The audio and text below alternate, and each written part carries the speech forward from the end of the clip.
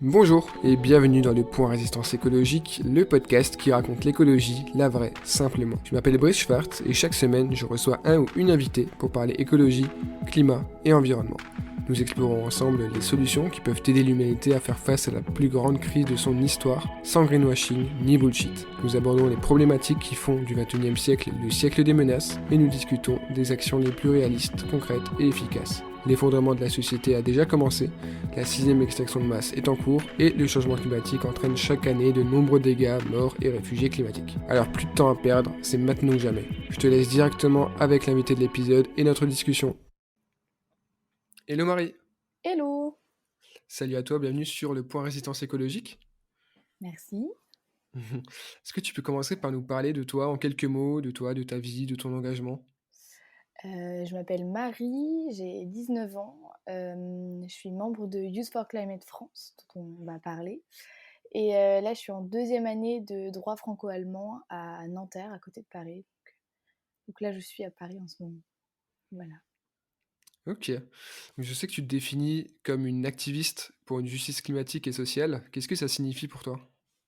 Nous, on part du principe que la justice sociale et la justice écologique et climatique sont indissociables.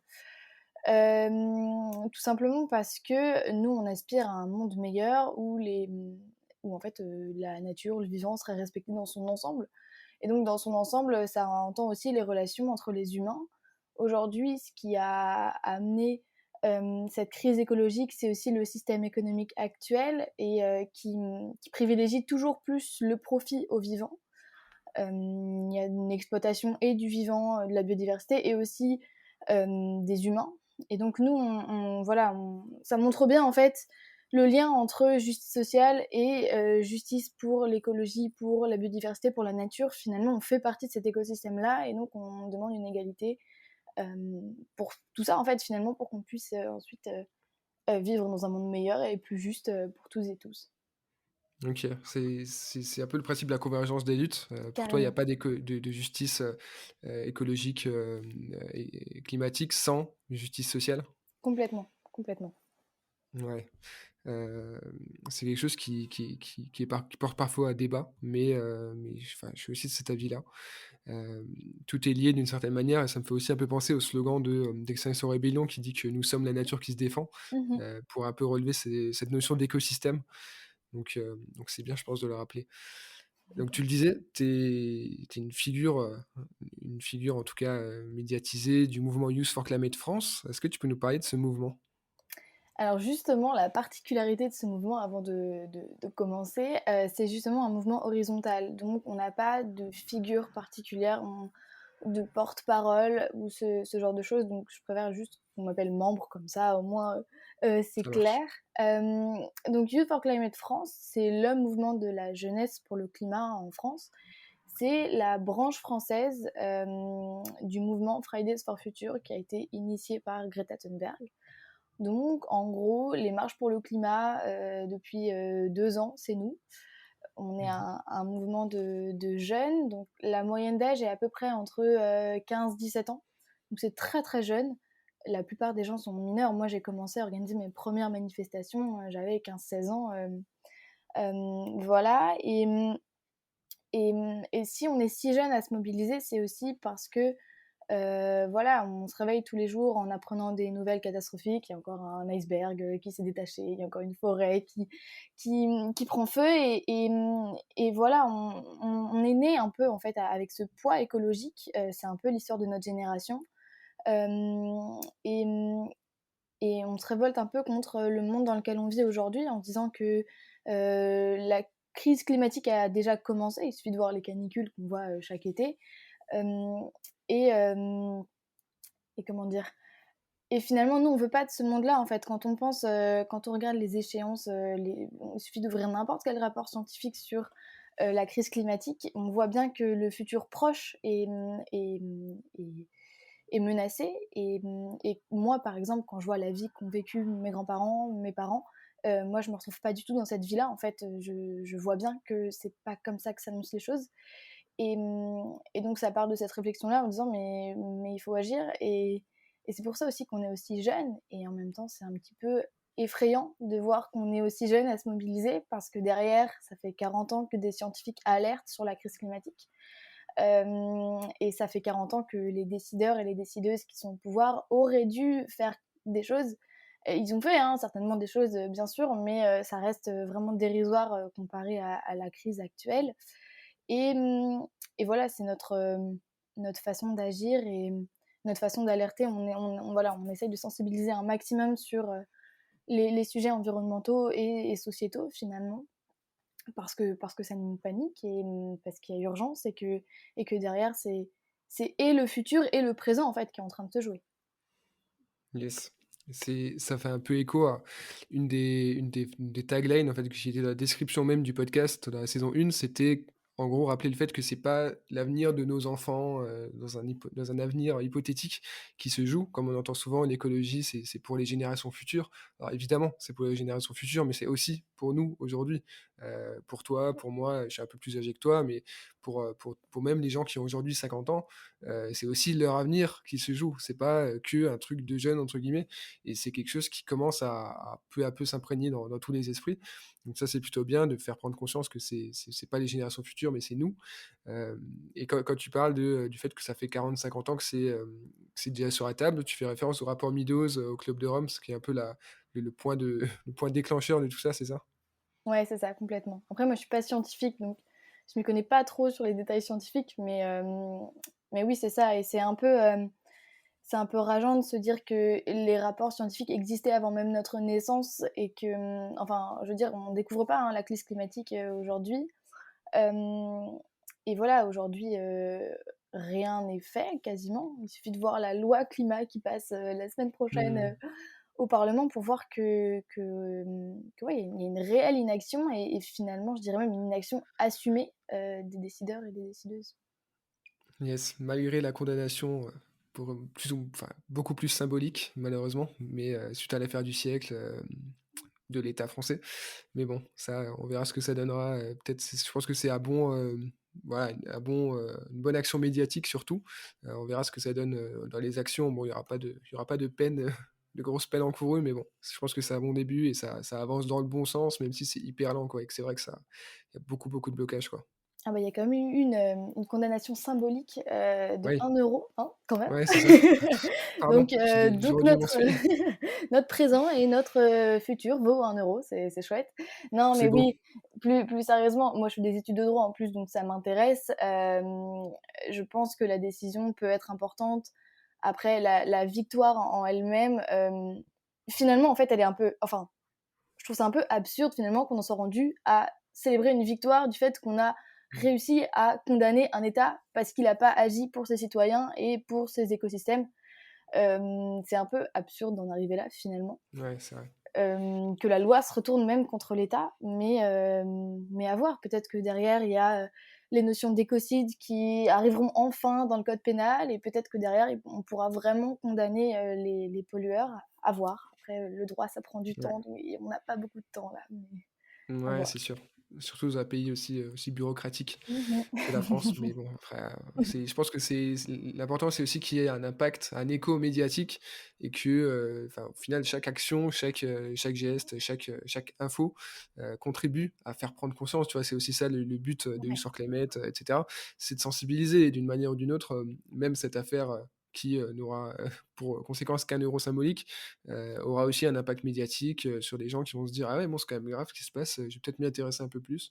Ouais, C'est un peu le carrément. but du podcast aussi, enfin, c'est s'intéresser à des sujets graves, complexes et de s'adresser à des gens qui sont un peu quand même conscients, mais qui ont pas forcément toutes les clés pour vraiment comprendre tout ce qui se passe sur tous les enjeux, quoi. Donc c'est bien de s'adresser à tout le monde.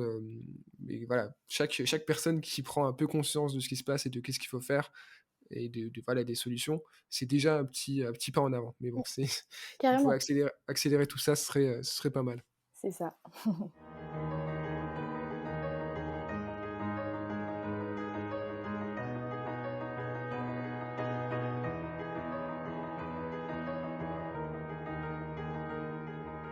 On va passer à la seconde partie du podcast, du coup, la discussion. Donc là, on va plus parler de sujets. On a déjà un peu commencé, mais on va continuer là-dessus.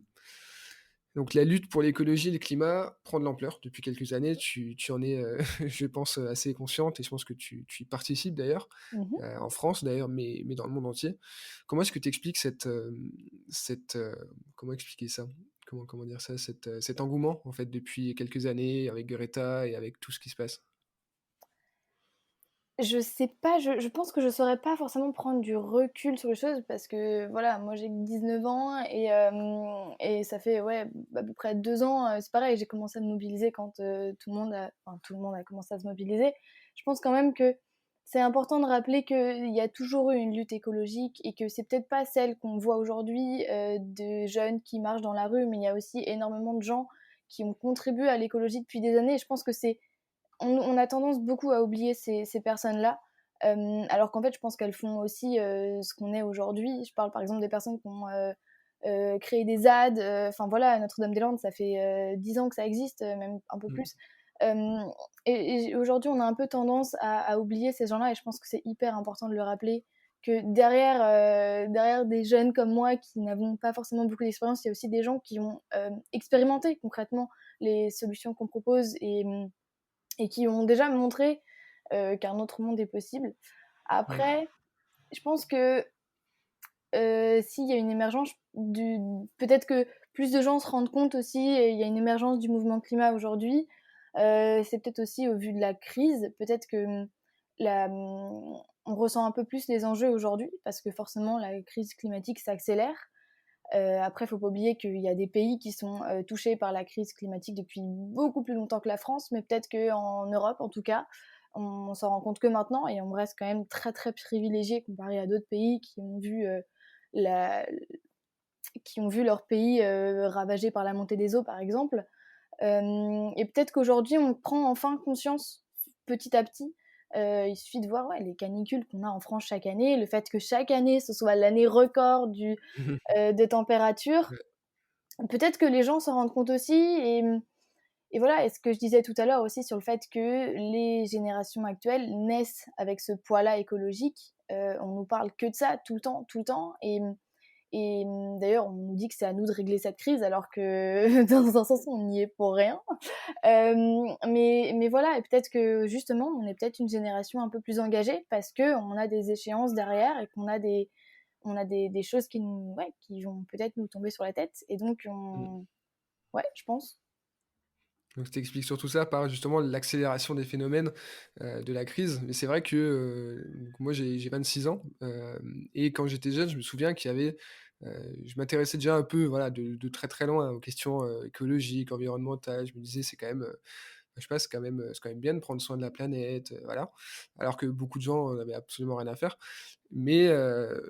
Mais là, c'est vrai que, enfin, depuis 5, 10 ans, on voit de plus en plus les effets concrets, que ce soit en France ou ailleurs. Donc je pense qu'effectivement, toute cette, la mobilisation est d'arriver non seulement de l'interne, parce qu'il y a de plus en plus de gens qui se mobilisent, que les réseaux sociaux et cetera, ça permet des modes d'action beaucoup plus directs. Avant, il fallait passer à la télé si tu voulais avoir un impact. Aujourd'hui, ça marche encore, mais il y a beaucoup d'autres moyens, au-delà de ça. Et puis, il y a justement tout ce qui se passe qui me motive de plus en plus, à bouger, quoi. Et puis on se dit que l'urgence, elle est là et il y a plus, on va pas attendre, 15 ans, quoi, que, voilà, c'est pas une priorité, voilà. Donc je pense qu'il y a de l'effet de la pression externe, en fait, justement, de la crise qui s'accélère, comme tu le disais et la pression interne dans le sens où, je pense qu'on est de plus en plus, mobilisés et puis chaque «génération» entre guillemets a un peu un combat.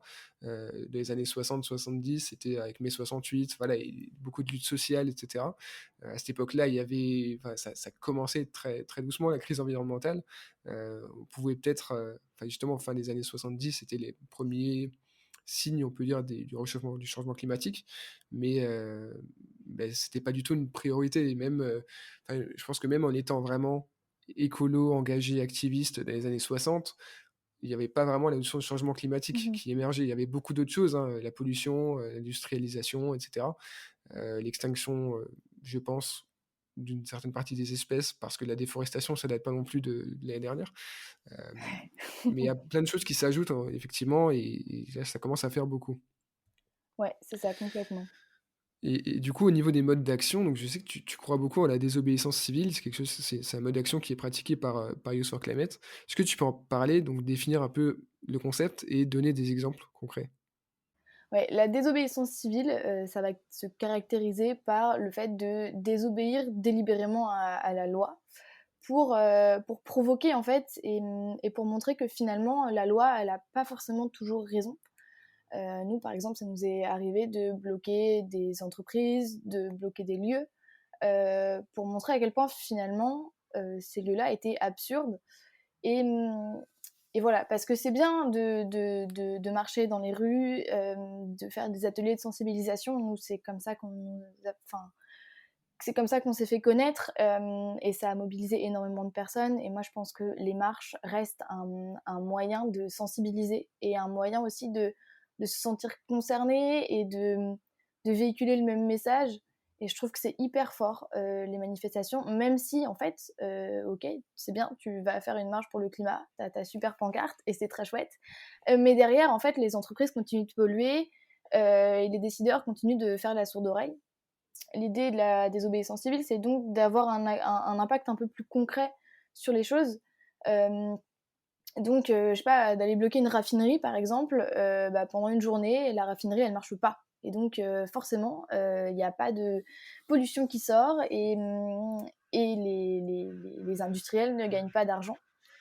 Et donc, c'est ouais, l'idée d'avoir un impact un peu plus concret. Et donc, tu as ce côté impact et puis tu as aussi le côté visuel et le côté médiatique en disant mais c'est vraiment de ce monde-là qu'on veut. Est-ce que c'est vraiment ça qui est-ce que c'est vraiment ça qu'on veut et est-ce que c'est comme ça qu'on veut que le monde tourne.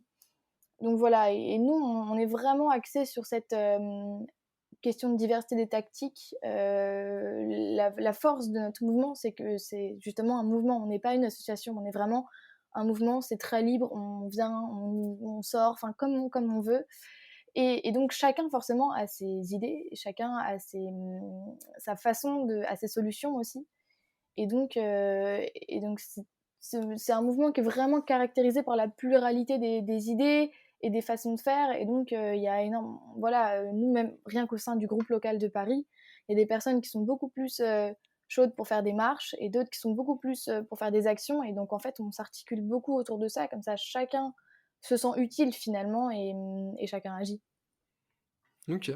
Et t'as pas peur, ou vous avez pas peur des conséquences justement, de ce que tu risques en faisant une action de désobéissance civile? Parce qu'effectivement, même si l'action en soi, est non violente, la répression elle, n'est pas toujours non violente et en plus, voilà, t'as des risques juridiques, des risques, pénaux derrière.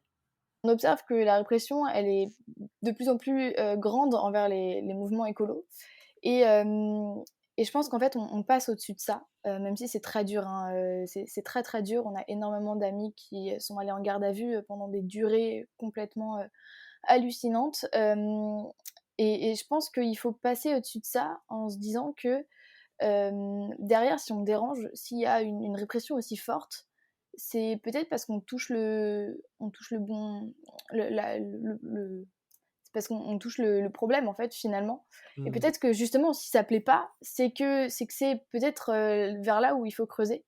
Après voilà, nous ça nous est arrivé et comme ce que je disais tout à l'heure, on a un mouvement jeune et donc quand tu vois des amis qui ont 13-14 ans, qui sont en troisième au collège et qui se font embarquer pour 72 heures de garde à vue, donc à chaque fois prolongée, 72 heures de garde à vue prolongée parce que on est juste allé on est allé au siège de BlackRock Mmh. pour montrer à quel point donc BlackRock c'est un gestionnaire d'actifs et donc qui finance par exemple Total, enfin qui finance toutes les énergies fossiles. Et donc on est allé dans ce bureau-là à Paris, le siège à Paris, et voilà, il y a énormément de militants qui se sont fait emmenés en garde à vue, dont vraiment des mineurs. Il y avait la majorité étaient mineurs en fait. Et, et, et c'est un peu glaçant de se dire, on en est rendu là vraiment, on en est rendu à aller arrêter des gamines de 13 ans. Enfin, voilà, et tout ça pour protéger derrière des pollueurs qui finalement nuisent à notre, enfin à la planète aux écosystèmes et au système actuel. Euh, voilà. Et après sur les questions de non-violence, nous on a une vision assez précise des choses. On part du principe que la non-violence, elle n'est pas forcément intéressante puisque derrière, finalement, il faut aussi remettre en question la violence. Est-ce que c'est vraiment violent d'aller saboter une raffinerie plutôt que de laisser des pollueurs aller, polluer, aller balancer du pétrole dans les mers pour aller faire des marées noires. Enfin, voilà, il faut remettre en question, je pense, cette violence et réfléchir à qu'est-ce qui est réellement violent aujourd'hui. Mmh. Et donc nous, on n'est pas forcément 100% non violent, mais comme ce que je disais tout à l'heure, vraiment chacun est libre, donc on est aussi pour des actions pacifiques, d'aller faire des marches ou d'aller faire des blocages pacifiques. Mais on se dit aussi que la violence envers les non-humains. Par exemple, je sais pas, à BlackRock, par exemple, il y a eu un peu de tags et il y a eu, je crois, une chaise cassée. Mmh. Voilà, nous, on n'est pas pour la violence envers des personnes physiques, forcément. Mmh. Donc voilà, nous, on n'est pas forcément pour la violence ou contre la violence, mais juste on invite à remettre en question cette notion-là et voilà, toujours dans cette idée de diversité des tactiques. Et nous, ce qui compte le plus pour nous, c'est vraiment juste d'agir, en fait. Peu importe la façon dont on agit, peu importe comment les gens se mobilisent, du moment qu'ils se mobilisent et du moment qu'ils transmettent ça et qu'ils informent et qu'ils sensibilisent, et que derrière, il y a des impacts, c'est déjà ça, quoi. OK. Je pense que tu connais le slogan, «La non-violence protège l'État». Qu'est-ce que tu en penses? Ouais, un peu. J'ai pas lu le j'ai toujours pas lu le livre, c'est dans ma pile de bouquins à lire, de Peter Gelderloos, il me semble. J'espère, ne pas Quelque écorcher chose comme son ça. prénom. Mais voilà, il faut peut-être, ouais, remettre en question cette idée-là. Le fait que, par exemple, on va bloquer, je sais pas, je sais que, par exemple, Extinction Rebellion avait bloqué un pont à un moment donné à Paris et c'était d'ailleurs, les images avaient beaucoup tourné parce que, Ouais. il s'était fait gazer, littéralement, enfin vraiment à bout portant à 2 centimètres avec, Mmh. voilà, allongé et c'est vrai qu'on se demande, j'ai vraiment pas la solution, hein, parce que derrière, il y a eu un impact médiatique, donc finalement, il n'y a pas eu rien. Mais est-ce que de s'allonger et de se bloquer de façon non violente, est-ce que ça aide? Dans le sens où la non-violence, elle peut être bénéfique parce que ça va moins choquer et donc on peut penser que ça peut aider en fait la lutte écologique et aider le grand public à être d'accord avec ce genre d'action. Mais en fait, quand on regarde les gens qui font ce genre d'action, c'est des personnes comme moi, c'est-à-dire blanches, avec des yeux bleus, et enfin voilà. Et donc en fait, on a de base des privilèges dans la vie qui font que quand on a affaire à la police, en général, ça se passe bien. Bon là, dans les milieux écolos, ça se passe plutôt mal parce que quand on se fait arrêter, voilà, on se fait arrêter et les conditions sont pas terribles. Mais en général, ça se passe bien. Et donc, on n'a pas spécialement peur de se faire arrêter. On n'a pas spécialement peur d'avoir un traitement différent. Mais je sais que beaucoup remettent en question la non-violence dans le sens où il y a des personnes, des minorités, par exemple des personnes racisées ou alors carrément, enfin, ouais, voilà, des personnes racisées qui, elles, ont un rapport complètement différent à la police et potentiellement enfin peuvent en subir les frais encore plus. C'est-à-dire que elles, nous, on bloque un pont par exemple, bon, la police nous traitera forcément mal, mais par exemple, s'il y a des personnes noires, elles peuvent directement plus aller les voir et avoir un rapport complètement différent. C'est ce qu'on voit dans la société aujourd'hui, les contrôles aux faciès, enfin voilà. Et donc, il y a cette vraie remise en question-là de se dire est-ce que la non-violence, elle est vraiment utile dans la mesure où elle n'est pas universelle et elle ne convient pas à tout le monde. Voilà, il y a toutes ces idées-là et en plus le fait que enfin, face à des policiers armés, la non-violence c'est bien pour l'image et c'est bien pour ouais, c'est bien pour l'image, mais derrière face à des policiers armés, enfin on fait pas long feu et voilà. Après c'est toute l'idée aussi de se dire est-ce que on a envie de faire des actions symboliques? Dans ce cas-là, la non-violence peut être cohérente, mais si on a envie de faire des actions avec un impact, peut-être que la non-violence n'est pas logique, n'est pas cohérente avec le mode d'action, peut-être que ça n'aide pas. Voilà, et c'est pareil, hein, la question de non-violence, c'est pareil. Qu'est-ce que c'est la non-violence finalement? Est-ce que c'est juste la non-violence envers les personnes? Est-ce que c'est la non-violence envers tout? Enfin voilà, c'est des notions qui sont très qu'on utilise beaucoup, mais derrière, c'est bien aussi de se réapproprier les termes et voilà, et je pense de respecter aussi toutes les tactiques et les modes d'action qui existent, parce qu'au fond, en fait, on aspire tous au même résultat, on aspire tous à un monde meilleur, viable et juste pour toutes et tous. Diversité des tactiques, donc. Ouais. Et est-ce que, enfin, je sais pas si tu veux en parler, je sais pas, mais est-ce que tu t'es déjà fait arrêter? Moi, non. Moi, non. Mais j'ai dû gérer ouais, des contacts avec des avocats et ce genre de choses. Ok. Voilà. Ouais. Ok. Bon, vaste débat, la non-violence, son utilité, sa signification même au final. Et tu parlais justement du but, «ultime» entre guillemets de tous les mouvements, de toutes les actions. Le but, c'est à peu près enfin, dans les mouvements citoyens, dans l'activisme aujourd'hui en tout cas, c'est souvent d'avoir un impact sur les gouvernements pour justement les pousser à agir d'une certaine manière. Donc là, c'est en l'occurrence d'adopter des lois, de prendre des dispositions face à l'urgence climatique. Mais justement, compte tenu des intérêts privés, des lobbies, du déni aussi et de l'aveuglement des élites, quel espoir tu as d'avoir un impact vraiment décisif sur les décisions politiques en tant que personne ou justement en tant que mouvement ou même en tant que, tu vois, tous les mouvements activistes?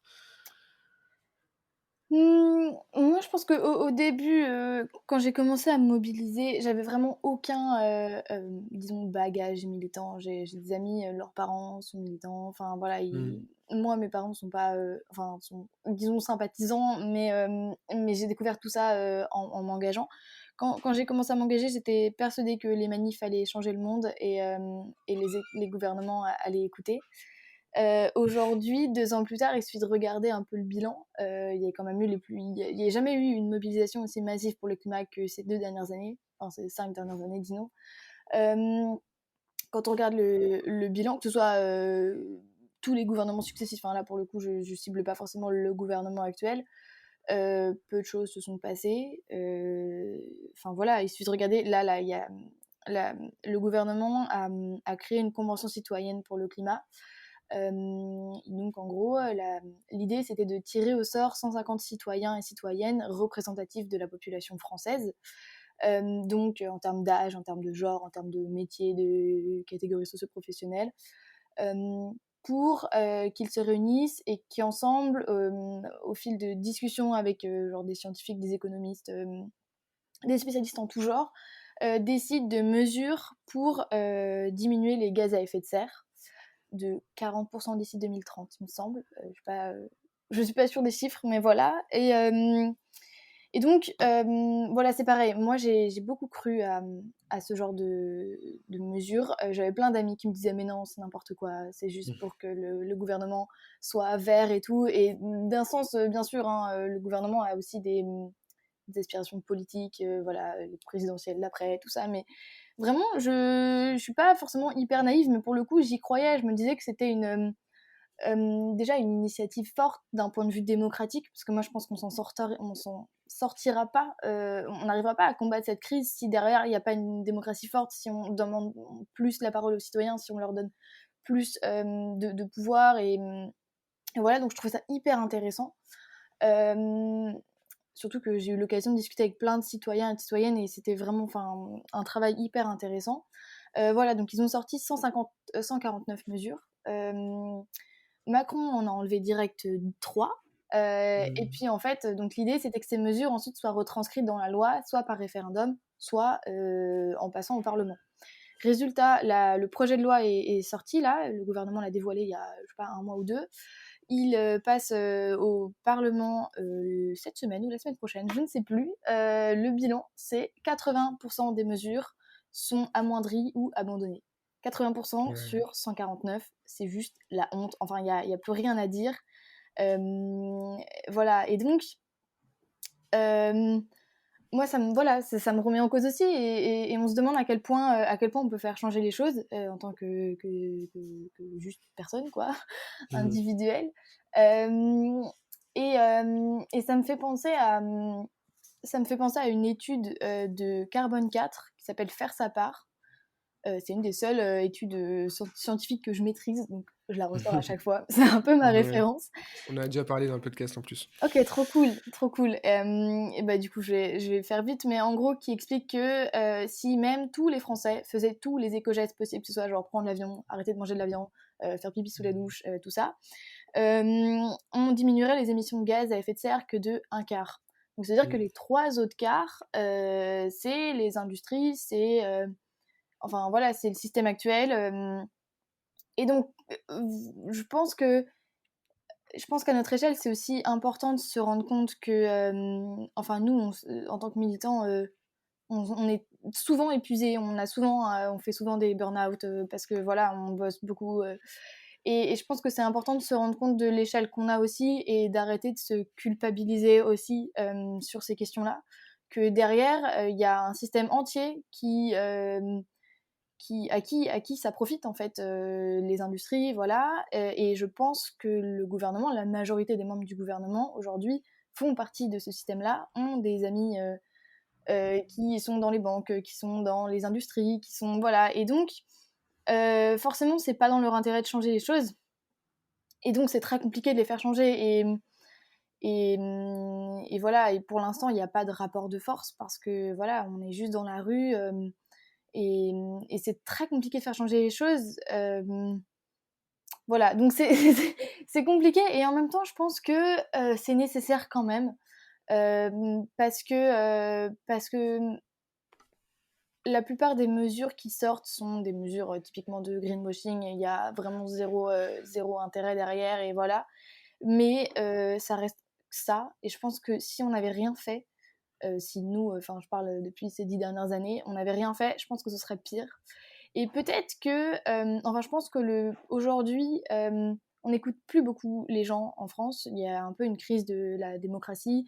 Peu de gens, enfin peu de gens votent. Enfin voilà, et je pense que il y a un vrai truc de on n'écoute plus les gens, mais en fait derrière les gens ils comptent. Enfin il y a quand même on est beaucoup et je pense que ça peut quand même faire changer la donne. Les mobilisations qu'il y a eu, je pense que ça a quand même fait changer les choses. Il y a peut-être il y a même des gens carrément qui se sont engagés en politique, des jeunes et qui aujourd'hui essayent font de leur mieux à l'opposition pour essayer de faire bouger les choses. Et donc, je pense pas que notre mobilisation soit inutile. Je pense juste qu'il faille la remettre dans le contexte actuel des choses et du système et pas. Enfin, moi, j'aimerais bien enfin, que en 2 ans là, quand on voit le nombre de choses qu'on a faites, j'aurais bien aimé qu'il y ait eu un peu plus d'avancées, mais et l'idée, c'est pas de dire que tranquille, il faut prendre son temps, ça va aller, parce que c'est pas vrai. Il y a l'urgence, enfin c'est l'urgence, et il faut voilà, il faut qu'on agisse quoi finalement. Mais je pense quand même que c'est très important et ça peut changer. Et je pense qu'à terme, on peut réussir à obtenir, enfin ouais, à obtenir, à faire un rapport de force quand même. Et je pense que, enfin, ouais, je pense qu'il faut pas oublier que la population est beaucoup plus forte que ce qu'on pense. Ne serait-ce que dans s'organiser, pas forcément être à la tête du pays et à gouverner, parce que je pense aussi que l'écologie, elle doit se faire localement et que chaque ville, chaque endroit a ses enjeux locaux. Mais on observe quand même de plus en plus de mobilisation au sein des villes.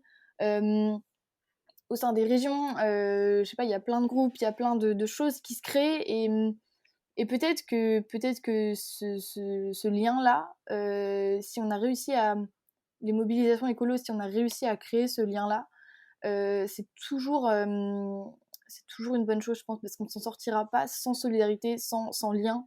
Euh, et je pense que ouais, on est profondément humain et que peut-être que durant quelques années, pendant l'essor du capitalisme, on nous a tous séparés, on a tous individualisé la société. Et voilà, mais là, je pense que c'est en train de changer. Et peut-être que les gouvernements, pour l'instant, sont dans le déni ou le veulent pas, parce que forcément, c'est pas dans leur intérêt. Mais on s'organise et, et voilà, on va réussir à changer ensemble et je pense que c'est pas fini, malheureusement, mais chaque action et chaque rencontre, finalement, c'est un peu d'espoir aussi et c'est pour ça qu'on se bat, je pense. Yes. De toute façon, le rapport de force ne s'inverse jamais du jour au lendemain.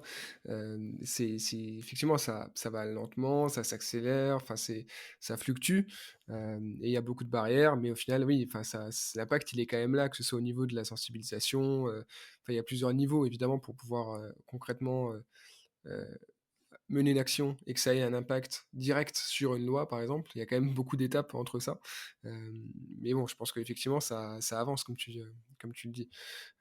Donc non, c'est plutôt cool et puis pour la convention citoyenne pour le climat, effectivement, j'avais suivi ça et là, tu vu passer ça aussi, j'imagine, la note qu'ont donnée au final les citoyens tirés au sort, au gouvernement par rapport à comment est-ce qu'ils ont interprété, comment est-ce qu'ils ont retranscrit les propositions dans le projet de loi. Ils ont je sais plus c'était quoi les scores exacts, c'était 3/10, je crois?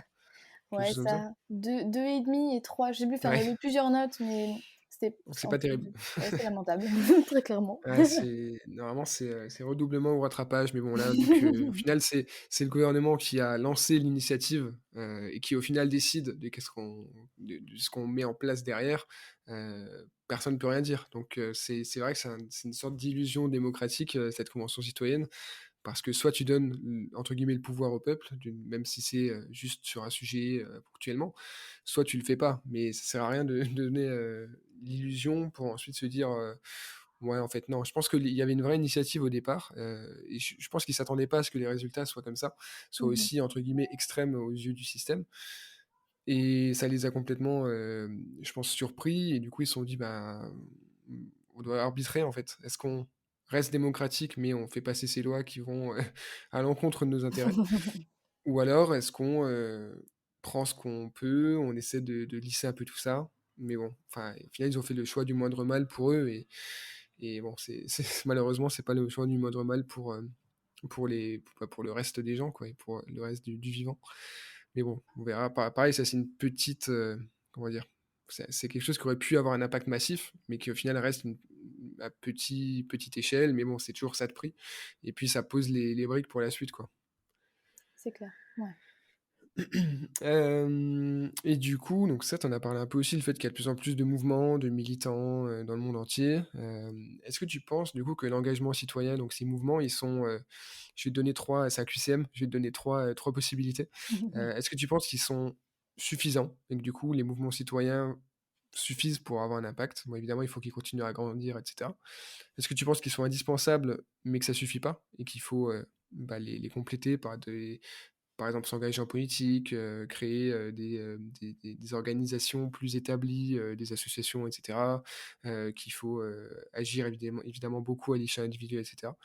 Ou troisième possibilité, est-ce qu'ils sont juste une partie de la solution? Ou, même qu'ils sont, comment dire? Que c'est pas forcément la meilleure des solutions? Comment est-ce que tu vois ce type d'engagement-là? Je ne sais pas du tout. Je pense que j'ai peut-être pas assez de recul, là-dessus. Je, je sais pas, je pense qu'il y a urgence à agir, en fait, et si, enfin, peu importe comment on agit, je pense, mais qu'on agit vraiment, hein, je pense pas, s'engager en politique et derrière, pondre des lois, pas très écolo. Mais je pense que, on a besoin de tout le monde et on a besoin de je pense qu'on a besoin de gens au pouvoir et on a besoin de gens ailleurs, en fait. Enfin, les associations, je pense qu'elles sont hyper importantes parce que c'est la société civile, parce que c'est la vraie vie un peu, j'ai l'impression. Même si, quand même, dans les associations, en tout cas dans les mouvements écolos, on a des grosses, grosses, grosses remises en question à faire sur notre représentativité. Genre, nous, à YFC, donc Youth for Climate, on est 80% d'enfants de profs, donc classe moyenne plus. On est, voilà, il y a très peu de personnes racisées, il y a très peu de personnes modestes, enfin voilà, et on a une grosse remise en question à faire là-dessus. Parce que voilà, on n'est pas assez inclusif et finalement on ne représente pas en fait la société dans son entièreté. Mais je pense quand même que les associations peuvent, peuvent pousser et c'est elles qui sont sur le terrain en fait. On est sur le terrain et on voit et on se mobilise. Et, et du coup, ouais, je pense que c'est les associations, tout ce qui est mouvement, ONG, société civile est très très important. Euh, et pour les partis politiques et la politique, je pense que dans un premier temps, c'est important. On a besoin de gens au pouvoir qui soient hyper euh, au courant de la situation écologique et sociale actuelle. Mais vraiment, ce que je disais tout à l'heure sur le fait que la démocratie doit avoir sa place dans la transition écologique, je pense que c'est hyper important. Et du coup, je pense pas que le système actuel, politique actuel, soit adéquat pour ça. Et donc, en fait, je pense qu'il faut raisonner en deux temps. Peut-être dans un premier temps où c'est l'urgence, il faut qu'on s'organise et il faut qu'on actionne la transition écologique là tout de suite. Donc je pense que là tout le monde est nécessaire. Et ensuite, je pense qu'il faut faire une vraie remise en question de notre système politique et peut-être pourquoi on en est arrivé là. Pourquoi c'est toujours des mecs blancs qui arrivent au pouvoir. Pourquoi peu de gens votent. Et peut-être ouais, remettre en question aussi, remettre en question la démocratie telle qu'on la connaît aujourd'hui avec un pays centralisé. Voilà, je pense que ça c'est dans un deuxième temps. Et, mais voilà, pour l'instant, c'est c'est l'urgence et on n'a pas de temps à perdre en fait. Donc on était très réticents aux histoires de politique. Il y a beaucoup de partis politiques qui ont essayé de nous récupérer. Et voilà, c'était très compliqué à gérer. Et finalement, là, on a fini quand même par lancer on a publié une tribune pour l'Union des gauches en 2022. Donc l'idée, c'est pas de dire qu'on est pour ou contre la notion de président ou présidente, ou qu'on est pour un parti ou un candidat ou une candidate en particulier, mais juste de dire que c'est l'urgence et qu'à un moment donné, il faut que les gens en fait s'allient pour qu'on gagne, pour qu'ensuite on puisse bouger, changer les choses. Et ensuite, les réflexions sur les partis, sur la politique, sur la représentativité en France euh, viendront en fait. Mais pour l'instant, il faut d'abord se bouger, quoi. Ok, ok, je vois. Et justement, en parlant du manque de diversité dans les mouvements écolos, c'est une critique fondée qu'on entend de plus en plus et qui mérite qu'on s'y intéresse. Euh, et justement, donc, on entend, c'est lié, hein, c'est pas forcément directement lié, mais c'est lié. On entend souvent que l'écologie, c'est pas vraiment la priorité des gens dans le monde, que ce soit d'ailleurs une partie des Français et d'autres personnes dans le monde, soit parce que certains sont trop occupés à remplir leurs assiettes, celles de leurs enfants, parce que les fins de mois sont difficiles, soit au contraire parce qu'ils ne se sentent pas concernés, ils sont privilégiés, donc ils se disent que dans tous les cas, ils iront en Finlande et potentiellement avoir un petit bunker, même si c'est pas grand-chose, hein, voilà, un petit bunker sympathique, privé. Donc il y a beaucoup de monde quand même qui se sentent pas concernés, soit parce que justement c'est pas la priorité, soit parce que ils sont privilégiés. Comment est-ce qu'on fait pour que l'écologie ne soit plus considéré et ne soit plus dans la pratique aussi, vu comme quelque chose, réservé aux bobos privilégiés, qui cherchent un sens à sa vie et à se donner bonne conscience, c'est quelque chose qu'on m'a souvent dit. Qu'est-ce qu'on fait du coup pour sensibiliser, chacun qui ne se sent pas concerné, même si à ses yeux aujourd'hui c'est pas la priorité? Euh, Bah déjà, ouais, c'est ce que tu disais, il y a un gros problème aujourd'hui d'accessibilité à l'écologie, parce que l'écologie qu'on nous vend, enfin l'écologie, quand tu dis écologie, les gens pensent à zéro déchet, à manger bio, Mmh. manger du tofu. Et ça, en fait, c'est effectivement des choses qui sont pas accessibles ou peu accessibles.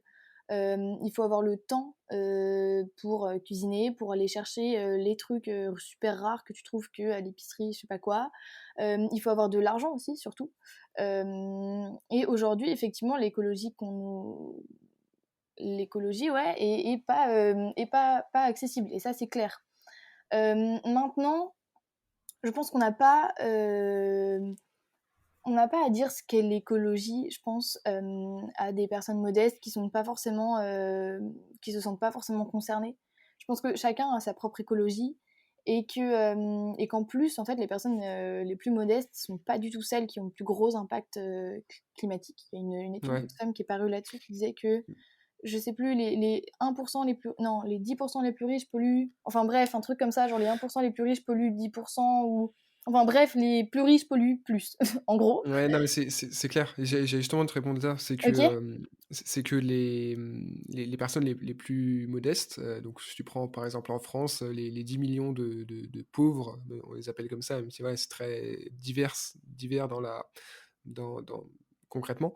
Mais en tout cas, eux polluent beaucoup moins parce qu'en fait, par rapport à quelqu'un, voilà, qui se dit écolo, qui a les moyens et cetera, la personne qui a pas du tout les moyens, il va pas prendre l'avion, il va pas manger de grosses viandes, de grosses viandes, en sauce, il va pas avoir une grosse voiture et cetera. Et du coup, ça fait que sans considérer que l'écologie est une priorité, beh, il va quand même être plus écolo que, Mmh. l'autre personne qui se dit écolo. Et c'est marrant, enfin, j'ai déjà fait le test, tu vois, des tests, où tu peux mesurer ton empreinte carbone, type, Global Net comment ça s'appelle déjà? Global, Global Footprint Network, Ouais. des choses comme ça qui te permettent de mesurer ton empreinte carbone. Et je connais d'autres gens qui l'ont fait, qui eux se disent même pas tellement engagés, et parfois j'avais une empreinte supérieure à eux, parce que j'ai par rapport à la voiture, par exemple, alors Mmh. que je suis végétarien, par exemple, tu vois? Donc c'est des trucs qui se compensent, on pense pouvoir compenser, mais c'est pas si simple que ça. Hem, mais du coup, voilà, c'est juste pour rebondir là-dessus sur, le fait que si pour, les plus démunis, l'écologie n'est pas une priorité, au final, c'est même pas si grave qu'ils considèrent ça, parce que c'est pas eux, entre guillemets, «le problème». Le problème, c'est plutôt les 1 les 10 même qui, vivent, qui consomment, 150 planètes Terre par an, quoi. Ouais, c'est complètement ça et du coup, je pense que, ouais, on n'a pas forcément à aller convaincre ces gens-là, sachant qu'en plus, il y a déjà énormément, en fait, il y a déjà des mouvements écolos, par exemple, Fatima Wassak, elle en parle beaucoup, sur, les questions de mouvements écolos dans, les quartiers de banlieue et en Mmh. fait, elle dit qu'il en existe déjà des assos et qu'au lieu d'aller nous, imposer notre vision, ou d'aller leur demander de nous rejoindre. En fait, ce serait bien aussi qu'on leur donne la parole, qu'on leur laisse la place, qu'on leur laisse s'exprimer, qu'on les laisse s'exprimer ouais, ouais, c'est ça. Donc aujourd'hui, il y a beaucoup de gens qui n'ont pas le choix et je pense aussi qu'il faut se permettre que chacun ait le choix de s'engager et que du coup l'écologie soit accessible. Et je pense que bah, c'est là où je te dis que les sujets de justice sociale et de justice écologique se rejoignent parce que derrière, en fait, il faut permettre à chacun d'avoir le choix d'être écolo, qu'on soit sur un pied d'égalité. Et il y a une phrase qu'on dit souvent, nous, pour rigoler, et en vrai, je trouve elle est vraiment bien. C'est l'écologie sans lutte des classes, c'est du jardinage. Mmh. Et voilà, nous, on pense que, enfin voilà, il faut permettre à tout le monde de pouvoir être écolo. Aujourd'hui, écolo, c'est un privilège et dans un sens, enfin, je le regrette pas, mais par contre, je sais que j'ai des efforts à faire et que voilà, nous, on doit se permettre d'être accessible et je pense qu'on se bat vraiment pour une transition écologique vraiment juste. Par exemple, même dans le cadre des emplois, on sait très bien qu'il va y avoir enfin, je veux dire, par exemple, les raffineries vont à terme devoir disparaître. Il faut quand même que les emplois de ces personnes-là soient les emplois des personnes qui bossent dans les raffineries, soient, enfin, qu'on finance en fait une réinsertion pour ces gens-là. Mmh. Voilà, l'idée, c'est vraiment pas de se dire, enfin, ouais, vraiment, on se bat pour ça. Et ouais, voilà. Ouais, ouais, non, je comprends bien. Faut laisser personne sur le carreau. Mmh. Et justement, Fatima Wassak, je la suis sur Twitter aussi depuis un moment, et c'est vrai que c'est des questions qui sont essentielles, de pas, enfin de vraiment considérer chacun et sa réalité pour pas imposer des généralités. Tu vois, depuis, on en avait parlé un peu en off, mais il y a quelques années, les mouvements, que ce soit les associations, les mouvements, les collectifs et cetera, activistes, étaient souvent sans visage, dans le sens où il y avait chacun, même les gens ne disaient même pas forcément leur nom, c'était vraiment, «Je suis un membre de ce collectif». C'est un peu ce que tu disais au final, même si ça a évolué, tu te définis comme membre et pas comme, enfin, il y a pas de leader, il y a pas vraiment, d'organisation verticale. Mais depuis notamment, Greta, depuis, Anunette Wever, depuis, Camille Etienne, Vipulène, et toi par exemple, hein, il y a d'autres personnes, mais vous êtes un peu et on en profite du coup tout le monde pour, enfin les médias, la télé, les radios, les podcasts aussi, pour vous inviter parce que vous démarquez en fait, même si le but initial c'est de rester horizontal. Du coup, co est-ce que du coup tu penses que cette démarche elle est volontaire, de plus personnaliser la lutte? Hem et pourquoi est-ce que ça avance dans ce sens-là, à ton avis? Hem, je pense qu'il y a plusieurs choses déjà, d'un point de vue enfin sur le côté volontaire ou pas, il y a deux aspects. Il y a l'aspect, Greta se lance toute seule à faire un truc, qui marche, donc elle fait grève, devant le parlement suédois tous les week-ends. Ça marche beaucoup et là, elle devient, très connue et donc les gens se regroupent autour d'elle et hem et voilà, les gens se regroupaient autour d'elle et il s'avère qu'en plus elle est très, très douée donc forcément, voilà, elle est très connue. Nous, en côté France, on a vu en fait ces mouvements-là se développer, on fait partie du même mouvement, mais en fait en fonction des pays, on a des enjeux différents, donc on a des modes d'organisation complètement différents, on a même des noms différents, mais c'est le même, on a aussi des rencontres internationales et tout. Et en Allemagne, c'est pareil, il y a quelques figures qui ont émergé et ensuite les gens se sont regroupés autour d'eux. Et en France, on a d'abord, en fait, chacun fait des trucs un peu dans nos villes. Et ensuite, on s'est regardé, on s'est dit, ah, mais en fait, on a fait la même chose, bah viens, on fait un gros truc. Et donc, on a eu une vraie réflexion de se dire, est-ce que ça vaut le coup de faire émerger des gens ou pas? Parce que, ouais, on avait beaucoup, beaucoup de médias et les médias adorent ça. Donc Mmh. forcément, dès qu'il y avait quelqu'un qui passait dans les médias, il balançait: «Oui, c'est un porte-parole, machin», alors qu'en vrai, pas Ouais. du tout. Comme Et les gilets jaunes en fait, c'est passé un peu la même chose. c'est ça. Et donc il y avait une vraie réflexion, et on s'est demandé si ça valait le coup ou pas. Et l'idée, c'était aussi de se dire que, mettre en avant quelqu'un, c'est, mettre en avant, du coup, toutes les idées, de ce quelqu'un, mais au nom du mouvement. Et nous, on avait vraiment envie que chacun puisse, dans les médias, parler au nom du mouvement en fonction de ce qu'il pensait et ce qu'il avait à dire dans la limite des règles un peu du mouvement, mais toujours dans cette idée de diversité des opinions dans le mouvement, et c'est ce qui fait aussi sa force. Voilà, et on avait peur aussi que une personne qui émerge, euh, c'est très bien, hein, parce que du coup, ça permet aussi d'avoir une plus grande portée médiatique, et en même temps, c'est un peu dommage, puisque ça va aussi invisibiliser un peu les luttes individuelles de chaque individu du mouvement qui agit Mmh. finalement autant qui agit peut-être autant dans sa ville que la personne qui est, ou peut-être plus même que la personne qui est juste sur un plateau télé. Après, juste, enfin voilà, mais d'un point de vue impact climatique. Et nous, on avait vraiment envie que chacun puisse ouais, se parler et sans qu'il y ait quelqu'un forcément qui soit habitué à parler dans les médias et à prendre tout le temps la parole pour le mouvement en question. Après, ça aussi, enfin, ça aussi ses limites. Nous, je sais que le groupe local de Paris, forcément, on est plus médiatisé parce que juste les plateaux télé sont là. Mmh. Et voilà, il y a aussi des gens qui ne souhaitent pas parler et des gens qui souhaitent parler. Et voilà. Et je pense que les deux sont intéressants. Mais le problème, enfin les 2 sont intéressants. C'est intéressant d'avoir un système horizontal et aussi d'avoir des porte-paroles de temps en temps, parce que les médias, accrochent beaucoup plus et ça peut être intéressant pour faire passer des idées. Hem, mais voilà, l'idée c'est aussi de se dire que, enfin nous ce qu'on voulait aussi montrer, c'était que l'écologie, c'était pas que aller sur les plateaux télé, et c'est vraiment agir au local, au quotidien. Et on voulait vraiment pas invisibiliser ça, et on voulait vraiment donner sa place à tous les gens du mouvement. On a eu plein de documentaires qui se sont faits, on a une centaine de groupes locaux partout en France. Et voilà, on fait au mieux pour renvoyer directement les demandes dans les groupes locaux quand ça, enfin voilà, pour pas tout centraliser à Paris. Euh, Après, ça peut être bien aussi d'avoir des personnalités. Ça permet de passer un message plus relayé. Et ça permet aussi peut-être à ce que les gens s'identifient. Mmh. Après, c'est à double tranchant aussi, parce que, par exemple, une personne blanche, comme ce qui caractérise quand même beaucoup les mouvements écolos, bah forcément, elle va pas représenter toutes les autres personnes, toutes les autres minorités. Et du coup, voilà, je trouve des fois, ça peut être un peu dommage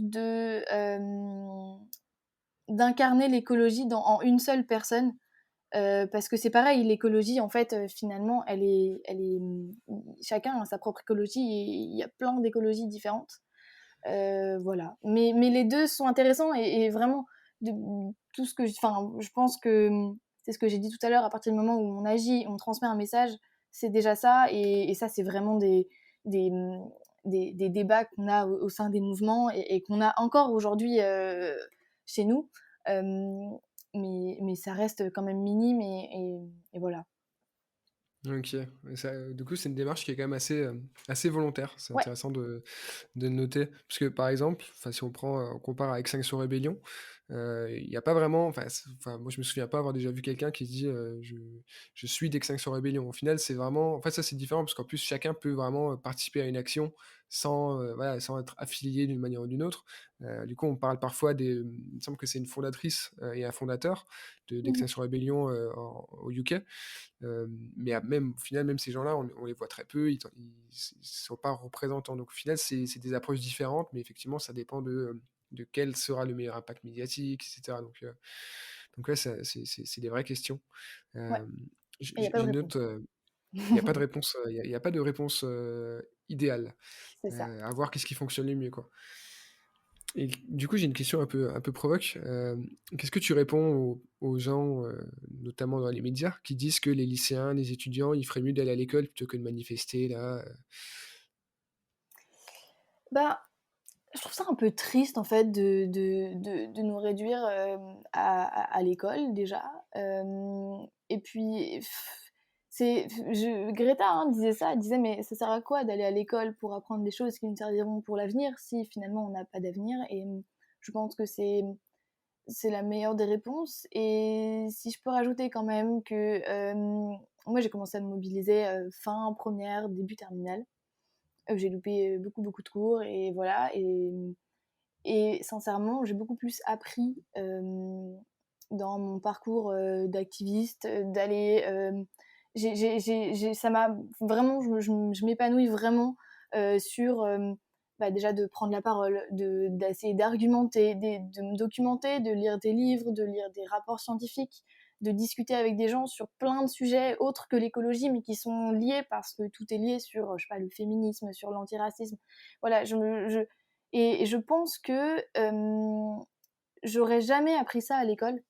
Et je pense même que c'est dommage, même si l'école a plein de choses à apporter. Hein. Mais aujourd'hui, sur les questions d'écologie, il y a quasi rien, on apprend quasi rien à l'école. C'était d'ailleurs une des mesures de la Convention citoyenne qui a été refusée. Mais voilà, et je pense que aujourd'hui, si on en est à quitter l'école, c'est qu'il y a un problème. Et au lieu de se poser la question de retourner à l'école, on pourrait peut-être se poser la question de mais pourquoi vous sortez? Est-ce que, enfin, on en est vraiment rendu là? Est-ce que, voilà, et de se poser la question de pourquoi on sort finalement? Et, et voilà. Et encore une fois, on parlait tout à l'heure des figures. C'est pareil. Nous, on n'est pas caractérisé par les gens qui séchons l'école ou les Greta Thunberg ou je sais pas quoi. On est là pour porter un message et au lieu de se focaliser sur la forme de notre mobilisation, ce serait bien de, de se focaliser sur le fond et ouais, voilà, d'écouter et de réfléchir à pourquoi on fait rien parce que voilà, il y a urgence à agir et nous, c'est une des seules façons de faire pour réagir. Et finalement, ça marche, puisque du coup, on nous interpelle là-dessus. Donc c'est que ça ouais, c'est marche un clair. peu. Bon, toi, c'est tellement plus facile d'attaquer sur la forme, ou pire encore ad hominem, en attaquant, Greta, ou d'autres personnes, hein, sur, des attributs Exactement. physiques ou enfin des voilà, on va même pas C'est que le relever fond, ça. c'est que le fond Ouais, dérange finalement. Et donc, c'est ça, c'est ça. Donc OK, bon, bonne réponse, bon après bon, à part ces news, et d'autres comme ça va. Là, je pense que l'accueil, il est quand même pas trop mal. C'est vrai. Après, j'ai remarqué un truc quand même, c'est que le curseur du fameux mot extrémiste ou radicalisé, il est quand même très variable. Moi, j'ai déjà entendu que, devenir végétarien, c'est quand même un peu extrême. Heu, enfin voilà, on m'a déjà dit que Extinction Rebellion, c'était vraiment des extrémistes, qu'il fallait à tout prix les arrêter. Enfin voilà, ça dépend à qui tu parles évidemment, mais je pense que le curseur, il se déplace aussi. C'est aussi un peu le principe de la fenêtre d'Overton, mais C'est clair. faut l'utiliser à notre avantage aussi, dans le sens où, il y a des choses comme ça qui doivent plus être considérées comme extrêmes parce que ça revient un peu à ce que tu disais sur la violence tout à l'heure, c'est que qu'est-ce qui est vraiment extrême? Enfin, c'est un peu cliché aussi, caricatural de dire ça, mais qu'est-ce qui est vraiment extrême entre devenir végétarien, qui est certes se couper des traditions, faire partie d'une minorité de 5 des Français et cetera. Est-ce que ça, c'est plus extrême que de tuer des milliards d'animaux par an dans le monde, ou en tout cas de participer à ça? Enfin voilà, c'est des comparaisons qui peuvent prêter à sourire parfois, enfin surtout chez les gens qui s'en foutent un peu. Mais voilà, le curseur de l'extrémisme est très, très, très variable. Oui, c'est ça et puis surtout que, par exemple, le mot radical, il fait très peur alors que, étymologiquement, ça veut juste dire, racine, ça vient et racine, nous, on s'attaque justement à la racine du problème qui est la société telle qu'elle est aujourd'hui, le mode économique actuel et voilà et c'est pareil, encore une fois, on utilise des mots qui sont, très forts mais qui derrière ont un sens complètement, autre que celui, qui est connoté, quoi. C'est clair.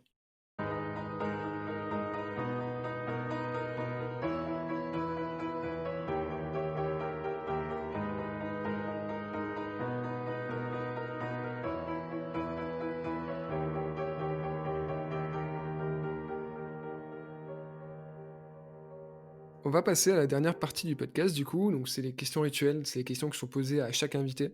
Je t'interromps pas et je commande pas forcément tes réponses. Le but c'est de faire des réponses assez courtes, concises, quelques phrases idéalement. Hem et puis voilà, dis-nous tout. OK. C'est quoi pour toi la résistance écologique?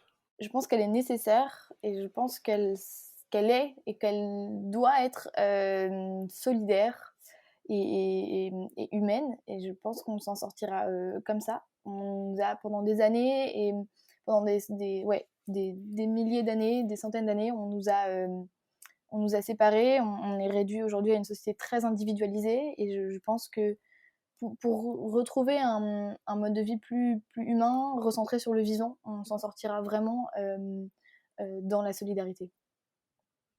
Quel déclic t'a poussé à t'engager? Moi, j'ai pas vraiment de déclic. Je viens juste d'une famille qui m'a toujours élevée dans ces valeurs écologiques-là, mais c'était pas forcément idéologique, c'était juste habituel. Et au fur et à mesure, en fait, j'ai pris conscience de l'ampleur des dégâts.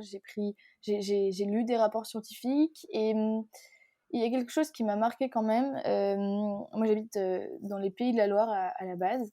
Et mes grands-parents habitent à côté de la mer. Et en fait, au fur et à mesure des années, on voit bien que les plages, à cause de l'érosion, à cause de la montée des eaux, elles sont plus du tout, du tout, du tout comme avant.